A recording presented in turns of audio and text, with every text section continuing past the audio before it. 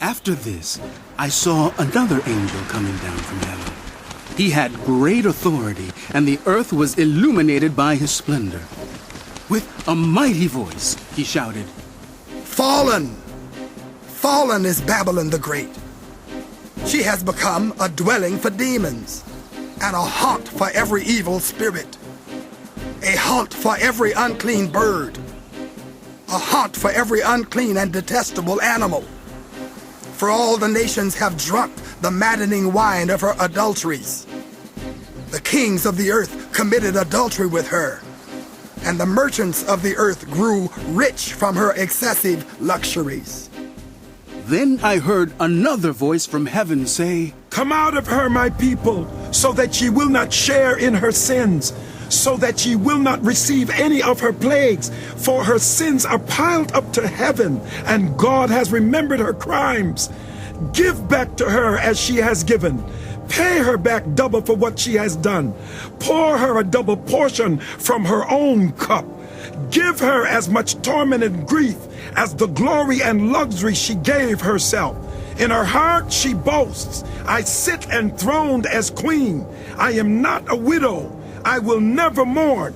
Therefore in one day her plagues will overtake her, death, mourning, and famine. She will be consumed by fire, for mighty is the Lord God who judges her. When the kings of the earth who committed adultery with her and shared her luxury see the smoke of her burning, they will weep and mourn over her.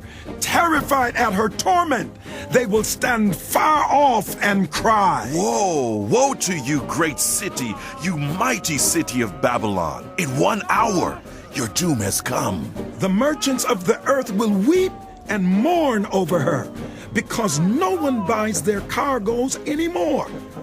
Cargoes of gold, silver, precious stones and pearls, fine linen, purple, silk and scarlet cloth, every sort of citron wood, and articles of every kind made of ivory, costly wood, bronze, iron, and marble, cargoes of cinnamon and spice, of incense, myrrh, and frankincense, of wine and olive oil, of fine flour and wheat, cattle and sheep, horses and carriages, and human beings sold as slaves.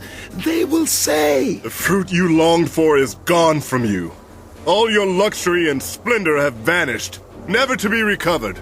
The merchants who sold these things and gained their wealth from her will stand far off, terrified at her torment.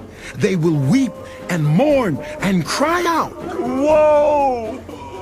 Woe to you, great city, dressed in fine linen, purple and scarlet, and glittering with gold, precious stones, and pearls. In 1 hour such great wealth has been brought to ruin." Every sea captain and all who travel by ship, the sailors and all who earn their living from the sea will stand far off. When they see the smoke of her burning, they will exclaim, "Was there ever a city like this great city?" They will throw dust on their heads and with weeping and mourning cry out, Woe! What's happened? Woe to you, great city, where all who had ships on the sea became rich through her wealth. In 1 hour, she has been brought to ruin. Rejoice over her, you heavens. Rejoice, you people of God. Rejoice, apostles and prophets, for God has judged her with the judgment she imposed on you.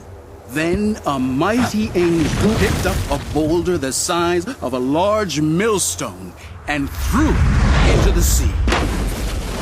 With such violence, the great city of Babylon will be thrown down, never to be found again.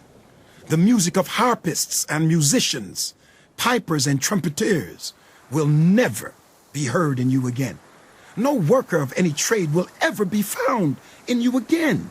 The sound of a millstone will never be heard in you again. The light of a lamp will never shine in you again.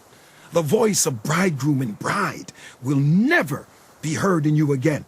Your merchants were the world's important people. By your magic spell, all the nations were led astray. In her was found the blood of prophets and of God's people, of all who have been slaughtered on the earth.